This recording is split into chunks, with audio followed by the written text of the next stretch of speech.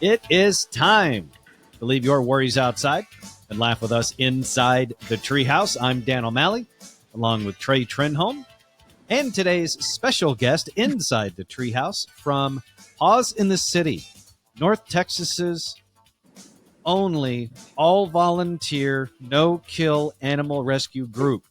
That may be the only time I get it right all damn day today, but there it is. I got it right once. Director of Marketing and board member from Paws in the City, Ashli. Hi, Ashli. Hello. Welcome inside the Treehouse again. Thanks for having me. We are going to talk about the goings-on and the big event coming up for Paws in the City, known as Vermafest, a little bit later. But before we dig into that nonsense, we're going to start with some serious nonsense. Ashli, are you, because it's not polite to ask a lady her age, but are you Gen Z or are you millennial? I know you're not Gen X like old men, me and Trey. No, so I'm 37. My oldest sister is Gen X. And then the next oldest is right in the middle. Okay. And then there's me. Gotcha. So you're millennial. You're millennial. Yeah, technically, yeah. But and that's fine because I didn't know for sure how old you were because Trey and I are going to pick on Gen Z some here, and I didn't know if you were going to be defending your generation or if you were going to be dogpiling with us. So since you're a millennial, you can dogpile with us. You know, I'm good with self-deprecating dogpile too. It's fine. Okay, cool. Trust me, we're Gen X. We'll find something to complain about with you. I believe you. So in a previous episode, Trey and I were talking about how I've been trying to turn over a new leaf and not pick on Gen Z as much, but they're making it real hard. So hard. And now they're making it even more difficult because Gen Z wants everyone to stop using the thumbs up emoji now because while the rest of the world sees it as a simple affirmative, like got it or good job, cool, just message received type thing, Gen Z interprets the thumbs up emoji as a passive aggressive emote. They see it as an attack on their existence if you give them a thumbs up. Is there anything that's not passive aggressive to them anymore? No, I think it's all passive aggressive to them. It's like my mom. Yeah, they see it as a middle finger. Which so what do they see a middle finger as? Like, well, and I've tried explaining to them, like at least with us, if we want to send you a middle finger, we'll just send you a middle finger. Send it, yeah. There's literally an emoji for that. Yeah, we're very clear cut in our communication as older people. We don't have time for passive aggressive nonsense unless it's in a romantic relationship. But then again, we'll be direct. They're also bothered by ellipses. Oh, that's right. I did see that a while back. What was their problem with ellipses, Trey? I don't know. What's their problem with everything? Passive aggressive, I feel like probably. No, they're coddled and sensitive and. Yeah, I know there was like a big wave about canceling Eminem, and I'm like, I don't. Yeah, good luck with that. Yeah, good luck. Yeah, that didn't work out well. Now, Gen X will defend Eminem all day. Yeah, I'm pretty sure everybody. My mom was even like, "That's dumb." Yeah, he's fine.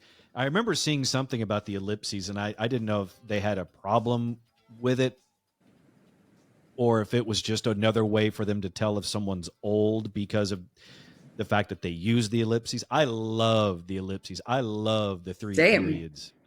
That's ageism, I feel like. But yeah, they're not enjoying the thumbs up emoji because it's too passive aggressive for them. But that's not all. It's not all just hand gestures when it comes to Gen Z because they're also having trouble with coffee. As I drink my latte. Yeah.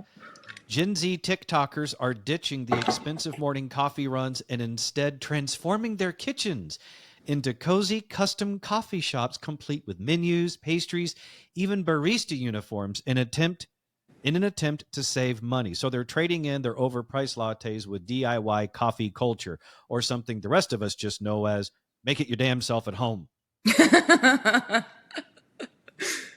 Hipster nesting. I kind of, okay, it's stupid, but I do give them a little bit of credit for going like full on cosplay, live action role play of the Starbucks experience in your own home. Like, but is it sounds really? like they'll go through the whole process of putting on the outfit and everything and making their own coffee. Is this like a daily habit? Because I feel like cosplay or live action role play isn't like a daily thing. At some point, that's not cosplay anymore. That's just your day. Yeah, you're right, because that's usually more like a special event. Yeah, yeah. I mean, you don't put on like your medieval, armor or your chain link halter top, and you go to the Ren Fair. You don't just like go to your kitchen.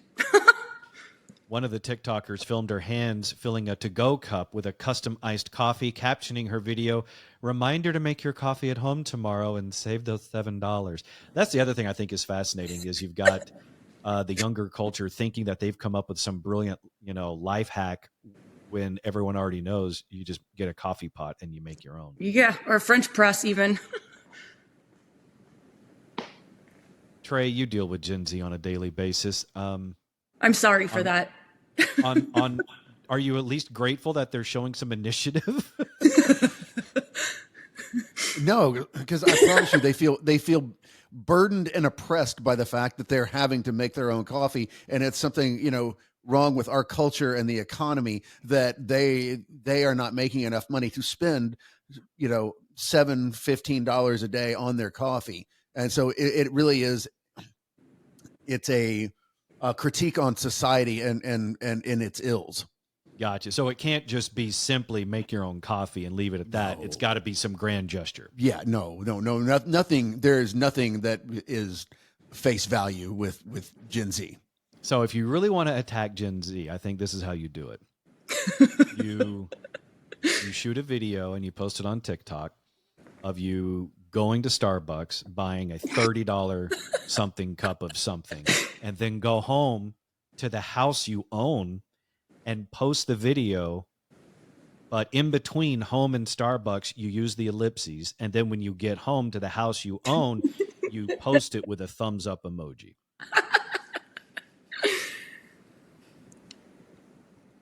Make sure to use the middle finger too, just to like drive the point home, Yeah, or bridge that age gap. Just go, what the is wrong with you people? How much time do you have? Exactly. You're in the Treehouse. Visit us online at treehouseonair.com. If you love guns or hunting, you're going to love Defender Outdoors. Defender Outdoors Shooting Center is 43,000 square feet of guns, gun range, and gun fun. Firearms, ammo, apparel, accessories, and more. Have a bachelor party, birthday, or team building event? All-inclusive packages available for endless entertainment. Training classes are added weekly, and private instruction is always available. Come see why Defender has been voted the best gun range in North Texas 5 years in a row. Visit us at defenderoutdoors.com. Defender Outdoors. Are you a defender?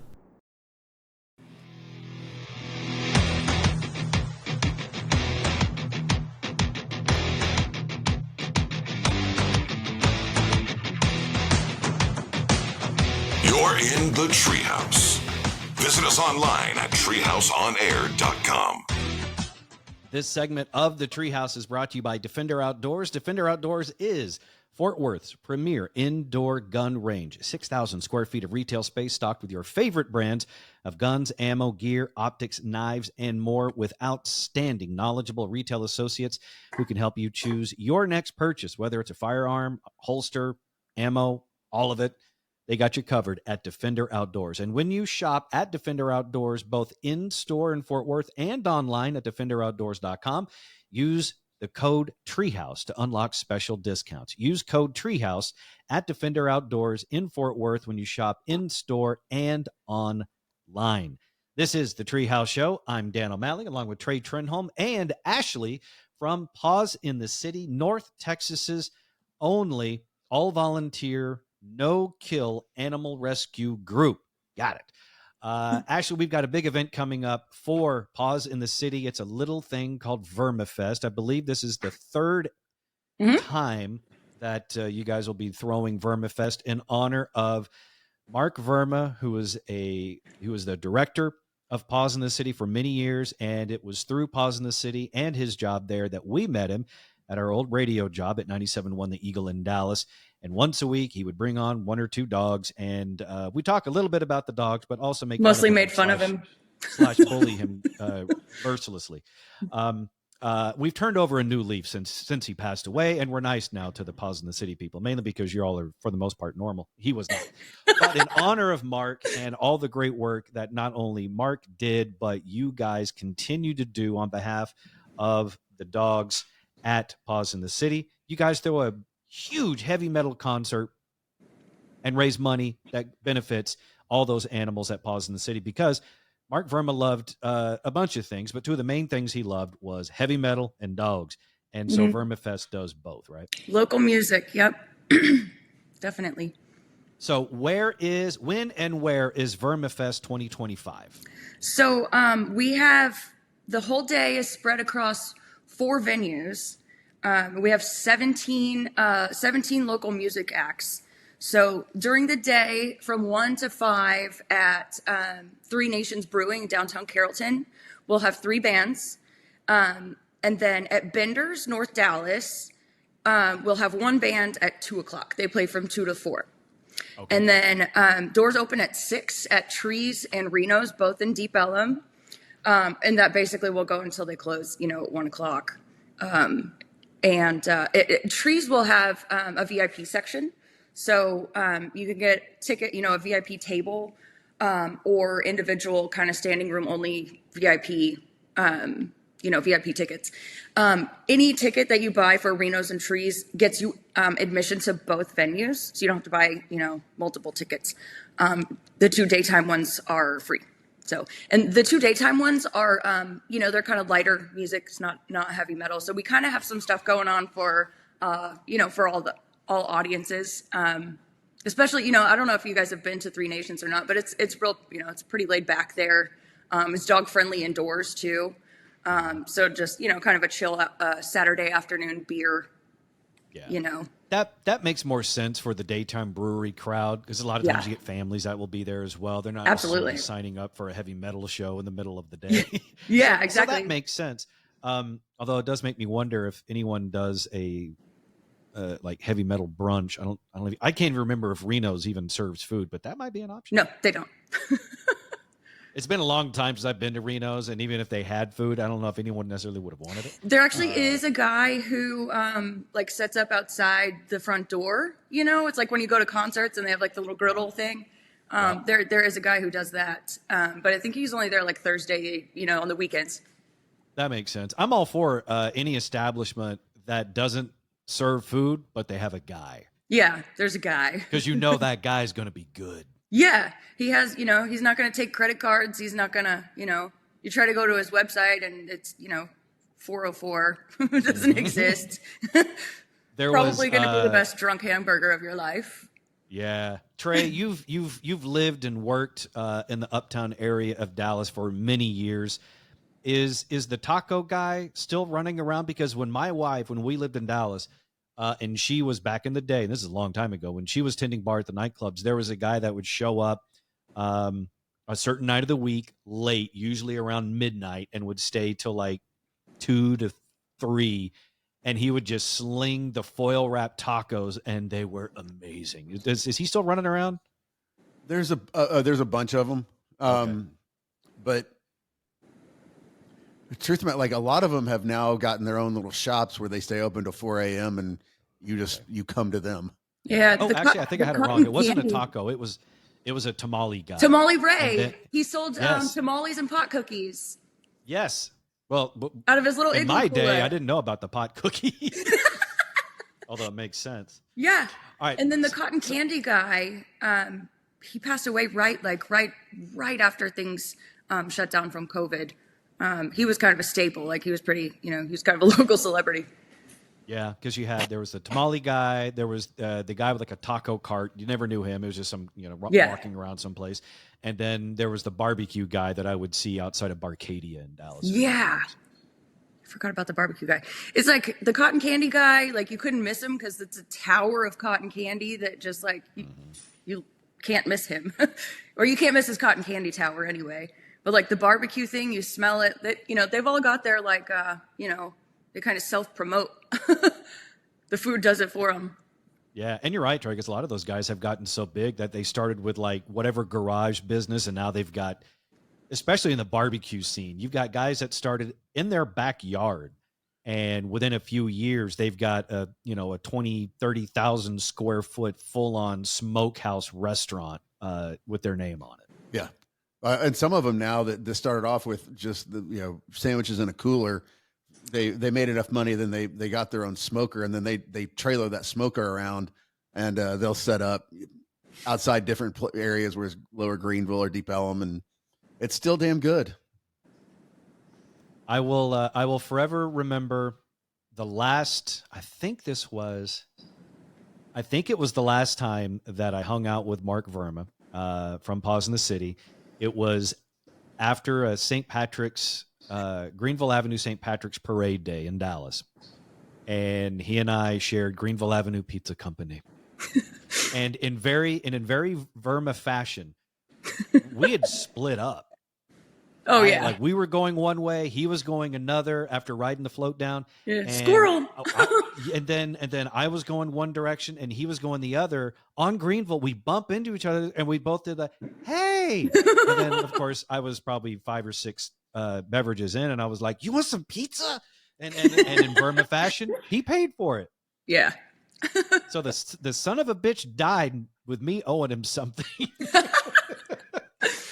So the way to give back then is to help promote and go and enjoy Vermafest 2025, which you can do. Get all the info for it on the Paws in the City website, pawsinthecity.org. It's a multi-venue, all-day thing, Vermafest 2025, benefiting the dogs and the operations at Paws in the City, North Texas's only all-volunteer, no-kill animal rescue group. I believe I'm 3 for 3 today. Yeah, it's also our 20th anniversary this year, if you can believe that. Hurricane Katrina was 20 years ago. So we have a new website up. You might notice a little bit of a redesign, a little bit of a different look. So, don't be intimidated by that. It's a good thing. Go check out the new Absolutely. website. And, of course, go support Paws in the City on the website, and or also go to Vermafest 2025. All the info, again, is at pawsinthecity.org. Ashli, thank you so much for hanging out with us in the Treehouse today. Thanks again for having me.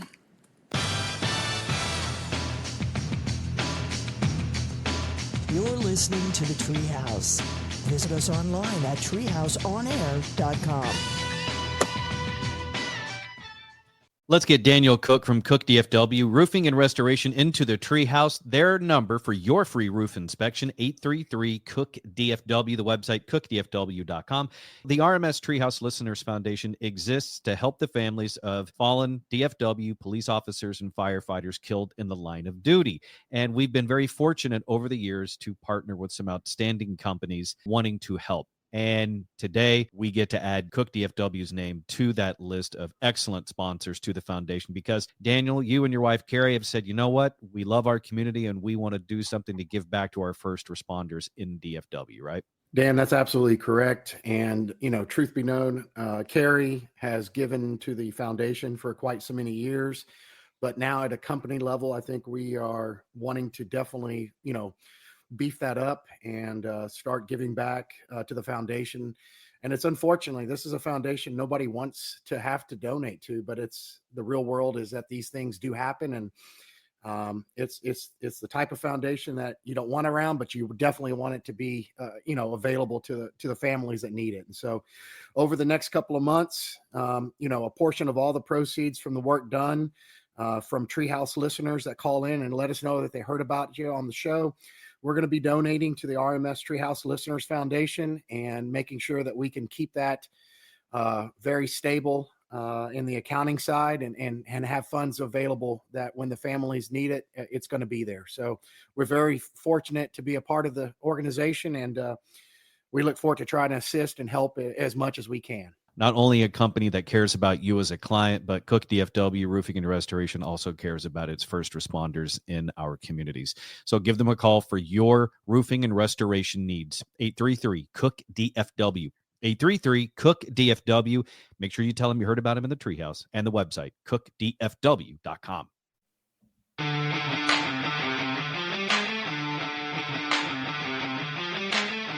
You're in the Treehouse.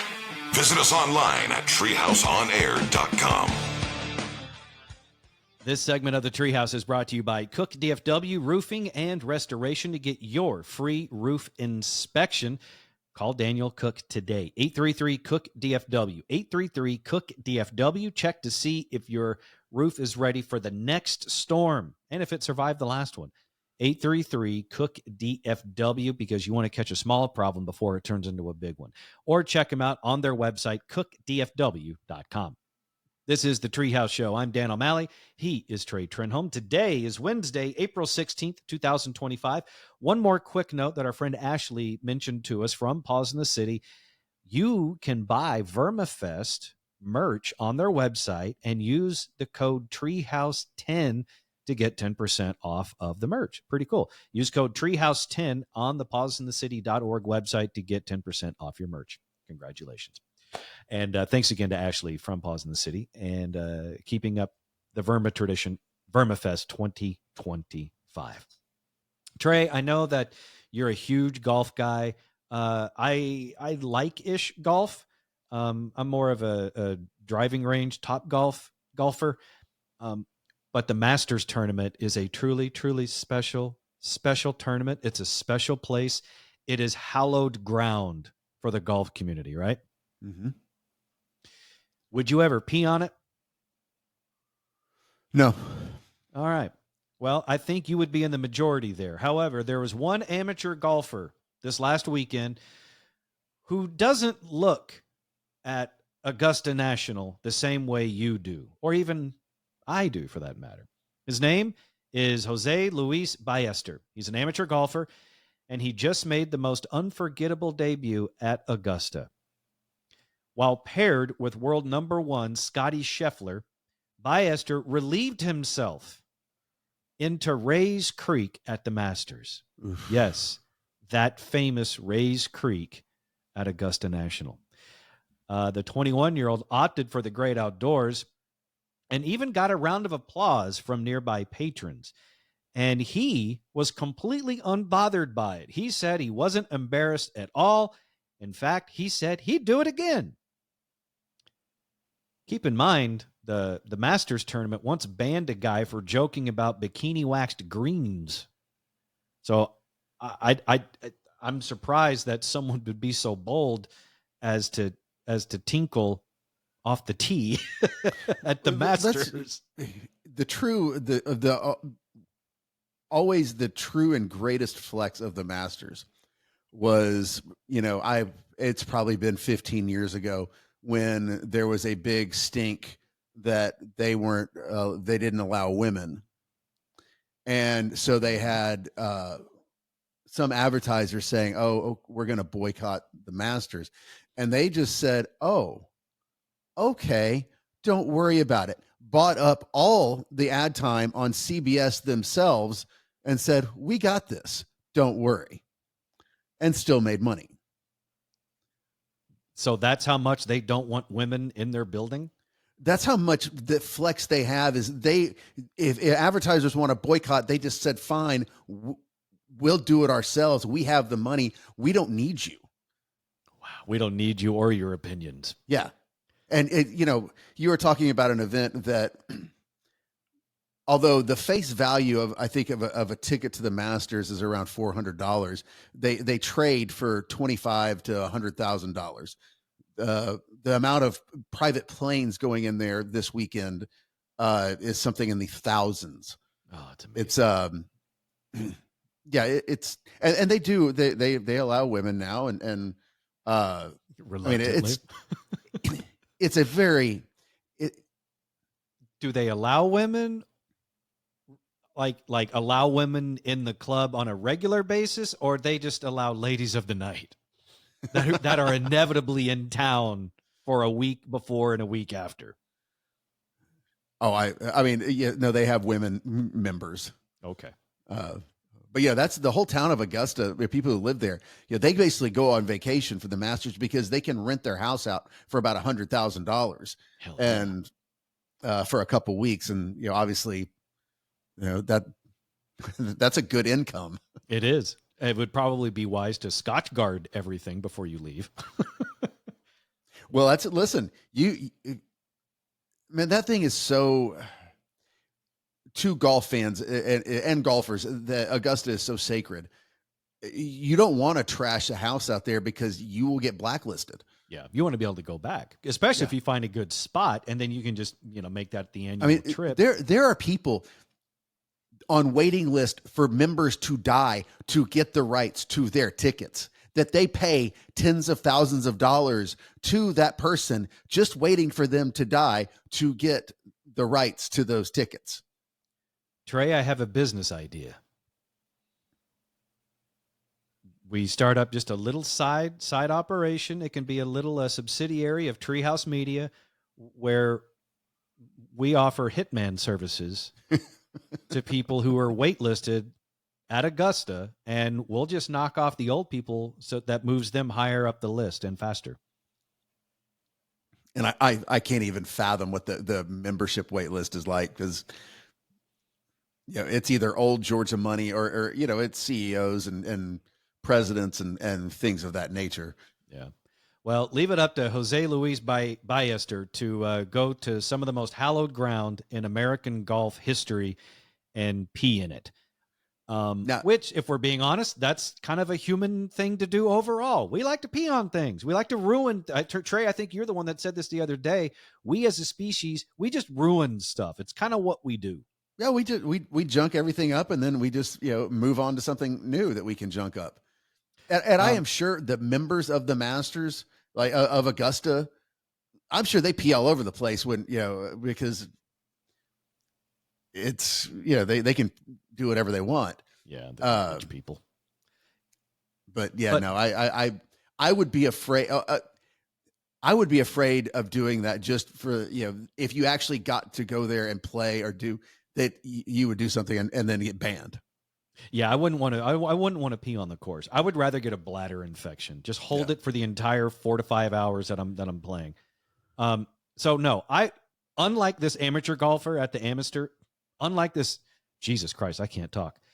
Unlike this amateur golfer at the Masters last week, I would not pee anywhere on that course.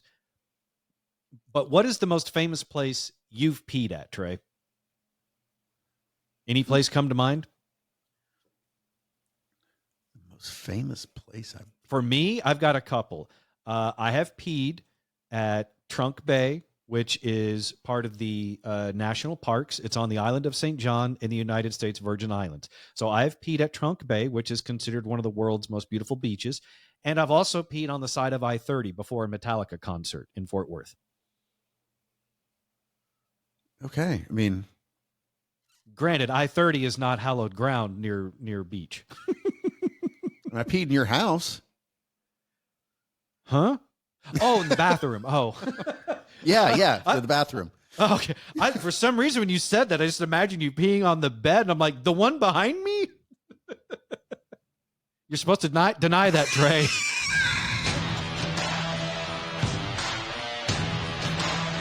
You're in the Treehouse.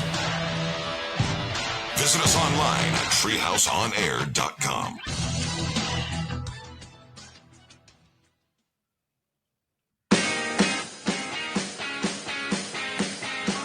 You're listening to The Treehouse.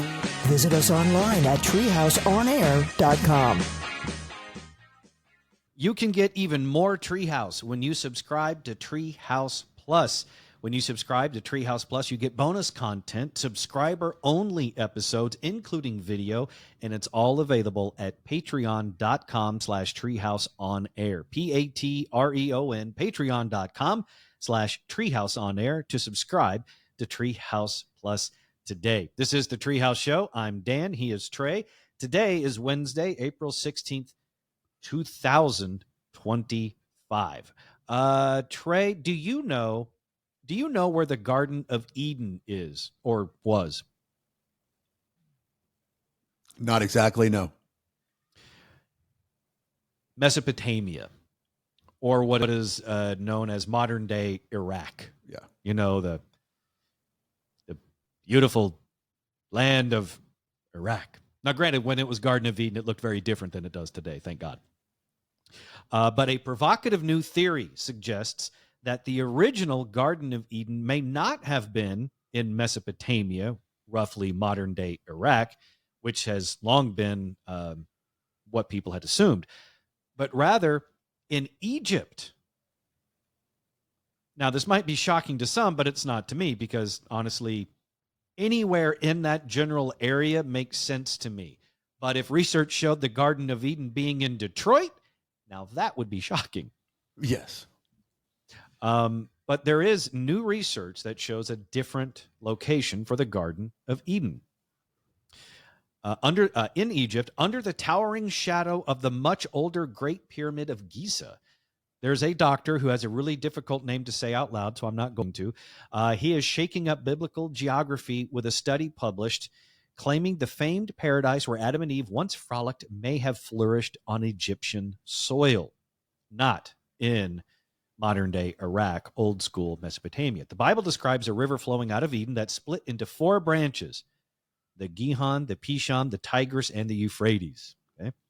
The Tigris and the Euphrates I remember very well from high school geography. Those other two, not so much. Scholars have long assumed Eden was in Iraq, home to the Tigris and the Euphrates.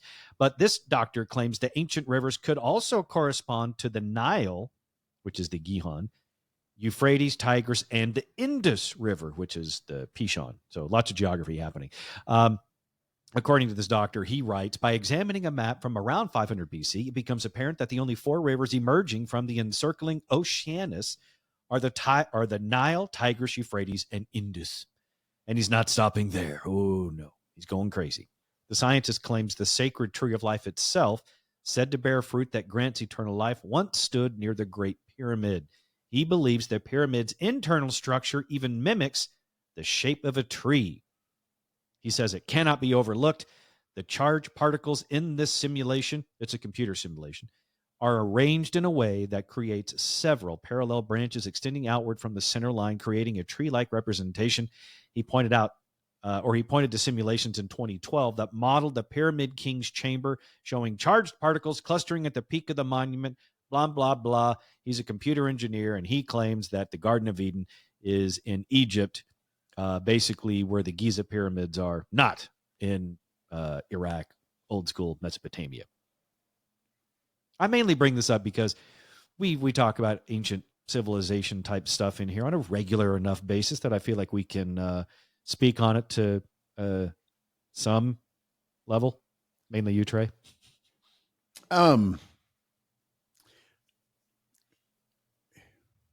No. Well, I am not an Orthodox Christian, and the Old Testament, especially the beginnings of the Old Testament, I don't believe there's, I believe they're all metaphors and stories of, just man's eternal quest of where do we come from, why are we here? They're not. I don't believe they're really, I think the Garden of Eden as itself is kind of a metaphor, not an actual spot. Yeah. So I don't really believe there was an ark. I don't believe, at a certain point, I believe we have to realize that, evolution is a thing. And that old people like to tell stories by the campfire.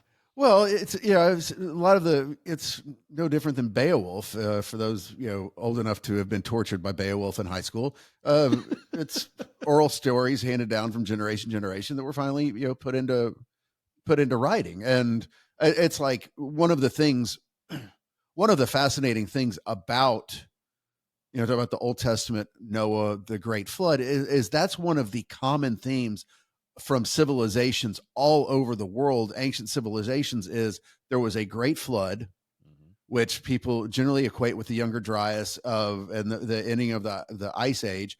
and it wiped out most of humanity, and there were few survivors, and those survivors went on to teach other people actually how to redo civilization, how to farm, how to structure a society, all these other things. So that's where a lot of the whole ancient civilization comes from, is that it was there and then it got wiped out, and there were the few survivors spread out and repopulate, kind of retaught the world how to do things. It's interesting too, because this new theory that the Garden of Eden was in Egypt, not in Mesopotamia, is backed up by an ancient historian.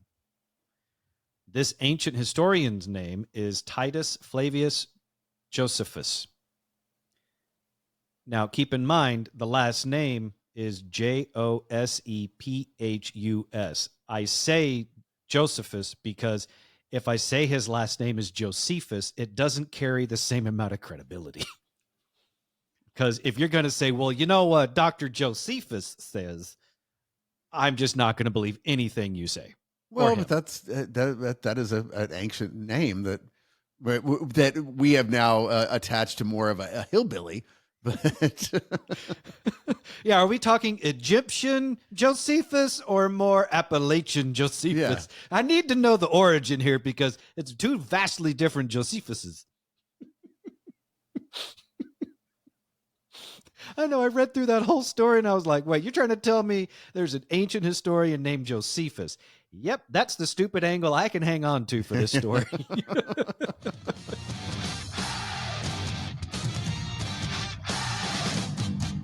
You're in the Treehouse.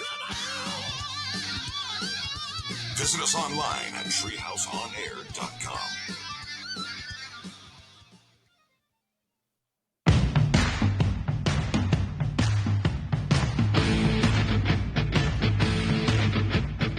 You're in the Treehouse. Visit us online at treehouseonair.com. If you like the Treehouse show, you will love us on social media, so give us a follow. Treehouse On Air. At Treehouse On Air is our handle across all social media platforms. At Treehouse On Air. Give us a follow today. I'm Dan O'Malley. He is Trey Trenholm. This is the Treehouse Show on Wednesday, April 16th, 2025. Let's celebrate today with some birthdays. Sadie Sink, who plays Max on Stranger Things, is 23 today. I don't think we have a release date yet for Stranger Things Season 5, although I'm hopeful to get that soon, because a bunch of other shows that I was looking forward to are all starting to happen now, because I think a lot of it was the writer's strike a while back, so things got backlogged. Now a lot of those shows that I was excited for, new seasons and movies and things, are now finally popping out. The Last of Us on Max, based on the video game, Season 2 just came out, or at least the first part of it. The new season of The Handmaid's Tale dropped its first few episodes of its final season. I got to catch up on that. I don't think I saw the last couple of seasons. It's good, man. That is a good show. That June really goes off. Right now it is saying that it's unofficially, but they think that season 5 the first six episodes will drop on October 10th. Okay. And then the last will then be released on November 27th. Interesting. So right before Halloween and then on Thanksgiving weekend. Yep. Okay, I can live with that. As much as I want to see Stranger Things Season 5, I'm all for being patient and letting them release it around Halloween, because that to me is the time of year that makes the most sense for that show. Even though, like, the last season, it wasn't anything Halloween based. It was like in the summer, it was spring break. I'm going to be really curious on that one, because had they left it the way they ended season 4, it was a good ending. Mm. And so I'm going to be really fascinated at how season 5 turns out, because honestly, it seems like, especially in the last 15 years, the last seasons of shows have been in general disappointing. Yeah. Now, when you say the end of season 4 of Stranger Things was a good ending, do you mean for that season, or do you think that would have been a good spot to end the entire show? I thought that they really could have wrapped up the show, and I would have been okay with it. I don't feel like it left any lingering pressing questions.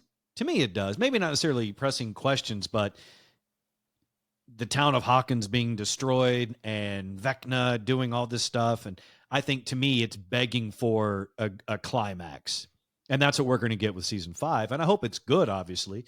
And if anyone would know about begging for climax. You. I will say that I think they had it set up to where they could have gone 2 directions for, I don't even want to say climax now because you've ruined it. The culmination of the show, the final, whatever. They could have ended it either with a season 5 or just a full-on movie to tie it all up. Well, here's the other thing, which is that cast. It's going to be fascinating how they play this out, because that cast, some of them seemed like they were in their late teens. They're all now grown-ups. I mean, Millie Bobby Brown is, she's a full-grown woman now. She's married. Yeah. Did you see who officiated her wedding? No. Papa. Oh, really? Matthew Modine officiated her wedding. Do you know who she married? I know I read this but I don't remember. John Bon Jovi's kid. Oh, that's right. Yeah. They actually live the farm life. But if you're the son of John Bon Jovi, and then she's got, and there's no telling what I haven't even read, but I am sure for a season 5, this last season, they are getting bank. I mean, they set for life. Yeah. I'm pretty sure that at that point, they like Netflix just opens up Fort Knox and says, whatever you want, Millie. Oh yeah, just take it. You don't even have to write it down. Just take whatever you want. Just leave a little bit for the other kids. Yeah. Which, like you said, they're not even kids themselves. But yeah, I thought that was pretty cool. She even said, this is an interesting relationship dynamic, because I don't know what her family history is, but her parents were not 80s rock star icons the way that her husband's dad is. I mean, it's hard to be bigger than John Bon Jovi from the 80s, right? Right. And she married his son. She doesn't have that same level of parents. So she's more new money, new success. He's had it handed down to him. I saw in an interview the other day, and I swear I don't seek this stuff out. It just finds me. And I click on it. She was talking about how she's more down to earth, and she's happy buying and wearing things from, say, like Target. Whereas since he's the son of a legit 80s rock star, like he'll wear something from Prada once and that's it. Yeah. Must be nice. But yeah, it's got to be weird, because I mean, I'm sure she was born long after they had a hit album. Oh, yes, absolutely. I'm pretty sure she was born well after Bon Jovi's greatest hits came out. Oh, yeah. I mean, because I think she's 26, 27. I don't even think she's that old. I mean, Sadie Sink, who's the birthday that got us off on this, is 23 today. Hang on. I got to look this up. Millie Bobby Brown, British actress. I always forget that she's also British. Oh, she's 21. Oh, gosh. Yeah, she's a baby. Yeah. She's after even like their country album.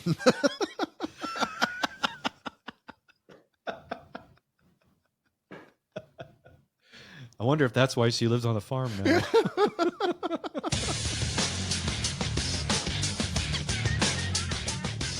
You're listening to the Treehouse. Visit us online at treehouseonair.com.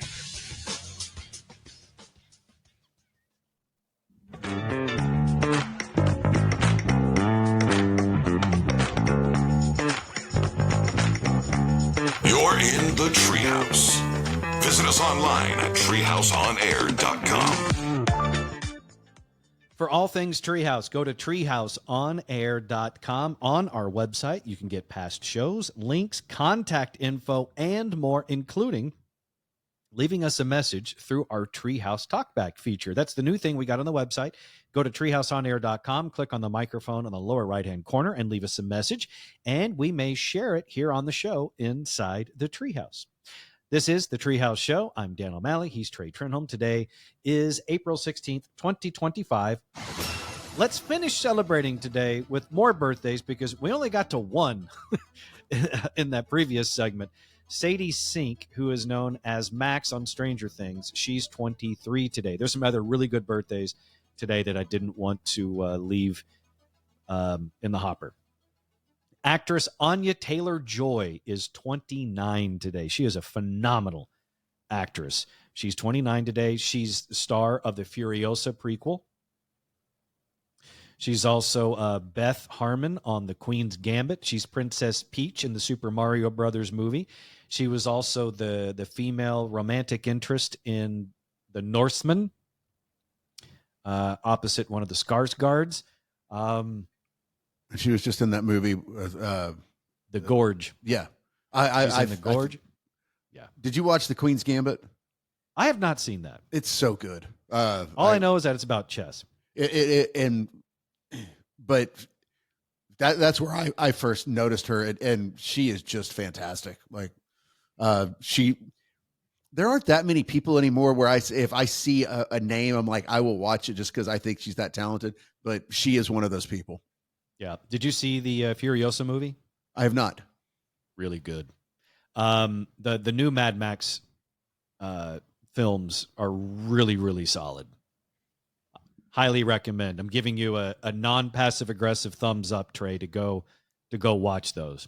Which now leads me to believe that since Gen Z doesn't want to use the thumbs up emojis anymore because they think they're too passive aggressive, they would have hated Siskel and Ebert. Yeah.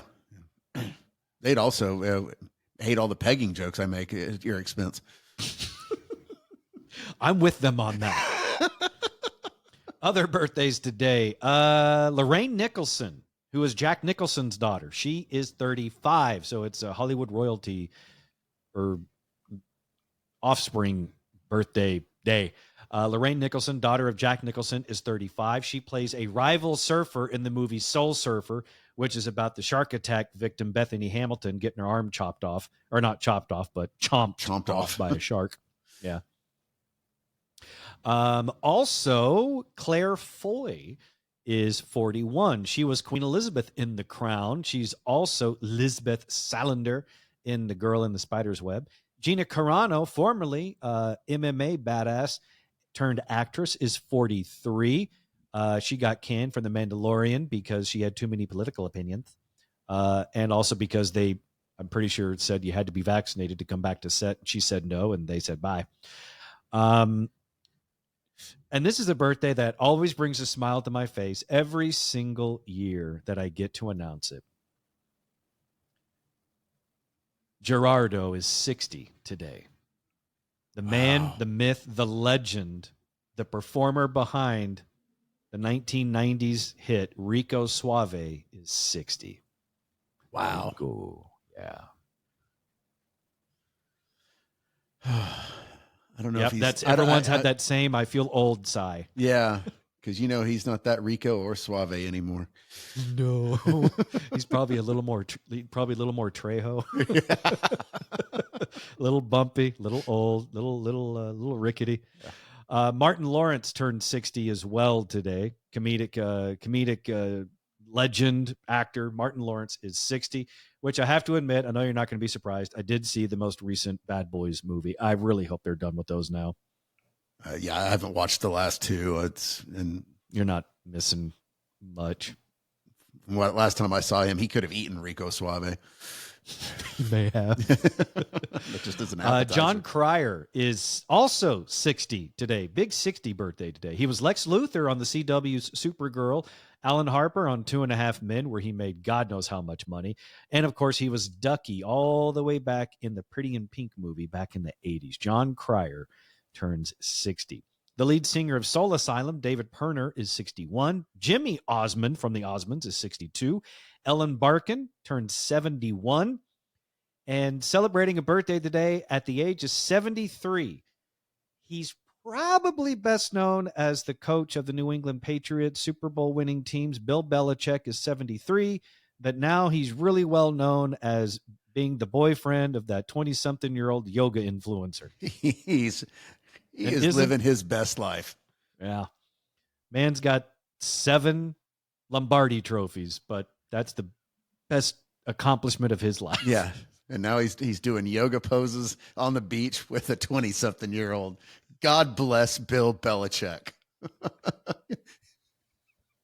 The new American hero. Put him in the Smithsonian right now. That's a diorama we will all go to on the field trip day. Brady got dumped and he's got a girlfriend. It's good to be the coach. Yeah. For all things Treehouse, go to treehouseonair.com. Be sure to find and follow us on social media at Treehouse On Air. For me, it's at the Dan O'Malley. For Trey, it's at Trey Trenholm 1. And be sure to check out Vermafest 2025. Get all the info at pawsinthecity.org. Pawsinthecity.org. We'll see you back in here tomorrow inside the Treehouse.